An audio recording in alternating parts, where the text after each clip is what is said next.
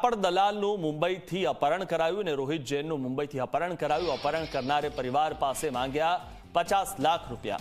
રોહિત જૈનના પત્ની પાયલબેનને ધમકી આપીને 1,20,000ના ઘરેણાં પડાવ્યા હતા। પત્નીએ પૈસા ન હોવાનું કહેતા અપહરણ કરનારે માલની માંગણી કરી। અપહરણ કરનારે 2 વાર ઘરે જઈને ધમકી આપી। જો કે બાદમાં અપહત વેપારીનો હેમખેમ છુટકારો થઈ ગયો છે। વેસુ પોલીસે ગુનો નોંધીને તપાસ હાથ ધરી છે। પોલીસે 2 આરોપીઓને ઝડપી પાડ્યા છે અને અપહરણ પાછળ ધંધાકીય લેવડ દેવડ અને બાકી નાણાંનો વિવાદ કારણભૂત હોવાનું સામે આવ્યું છે।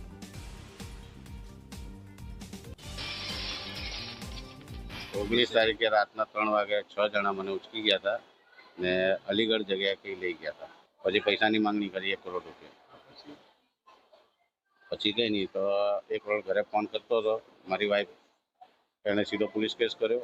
પોલીસ કેસ કર્યો તો ત્યારે મલ્હોત્રા સાહેબ, એસીપી સાહેબ મલ્હોત્રા સાહેબને મળ્યા।